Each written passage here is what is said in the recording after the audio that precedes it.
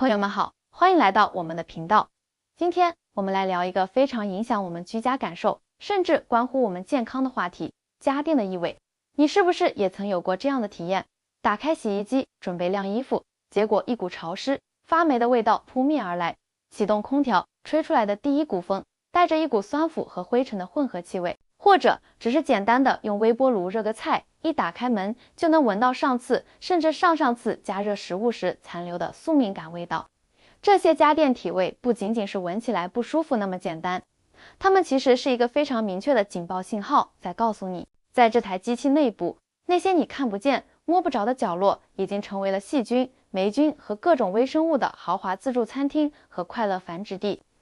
我们每天都在使用这些看似在为我们服务的电器，但实际上可能正在让我们的衣物、食物和呼吸的空气遭受二次污染。我有一位朋友，就叫他小慧吧，他一直觉得自家洗出来的衣服总是不够清爽，有股闷闷的味道。他换过各种昂贵的带香味的洗衣液，但效果都不彰。直到有一次，他下定决心用网上学来的方法给自家的洗衣机进行了一次彻底的大扫除。他说，当他看到从洗衣机里排出来的那盆漂浮着各种黑色絮状物的恐怖脏水时，他才恍然大悟，原来问题的根源根本不在衣服和洗衣液，而在于洗衣机本身。小慧的经历正是我们今天要探讨的核心。我们总习惯于清洁家电的表面，却忽略了它们内部真正的藏污纳垢之所。今天我就是要为大家分享一套堪称终极的清洁方法，教你如何利用最天然、最安全的材料，为家里最常见的4大异味重灾区——洗衣机、冰箱、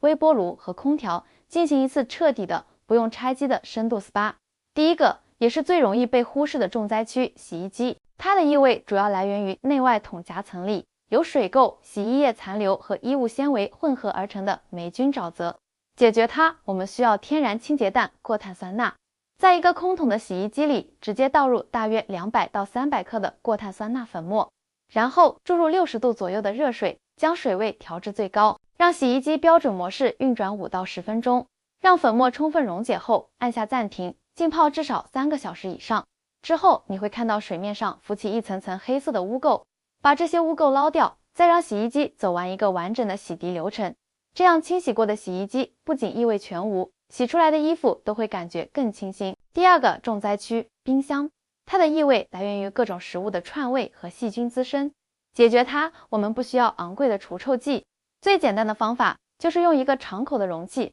装半杯小苏打粉，直接放进冰箱。小苏打是天然的异味吸收器，能有效中和各种酸性臭味分子。同时，定期用白醋水、白醋和水1比1的比例擦拭冰箱的内壁和隔板。白醋是天然的消毒剂，能有效杀灭细菌并去除顽固污渍。第三个重灾区，微波炉，它的异味来源于加热时食物泵溅留下的干硬的油渍。对付它，我们用天然桑拿法，在一个可微波的碗里装半碗清水，然后切几片柠檬，或者倒入2大匙白醋进去，把碗放进微波炉，高火加热3到5分钟，让充满柠檬酸或醋酸的蒸汽充分的蒸一下微波炉的内腔。加热结束后，先别打开，让它在里面再焖5分钟，之后你再打开，会发现那些顽固的油渍已经被蒸汽软化了，用湿布轻轻一擦就掉，异味也随之消失。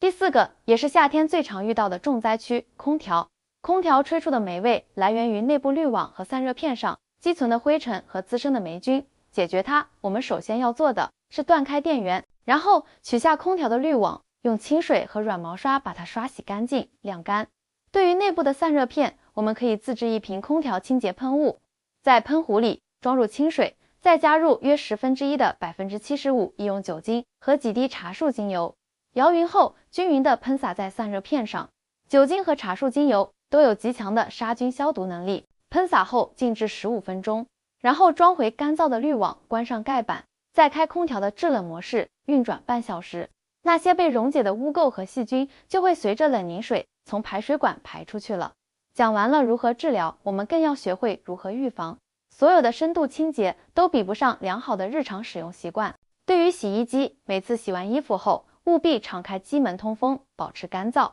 对于冰箱，所有食物，特别是剩菜，都必须密封储存。对于微波炉，每次使用后，随手用湿布把内壁擦拭一遍，不给油渍变干硬的机会。对于空调，每个月都要把滤网拆下来清洗一次。这些小小的习惯看似微不足道，却是从根源上杜绝家电产生异味的黄金法则。朋友们，我们今天系统的讲解了如何利用最天然、最安全的方法去解决家中4大电器的异味难题。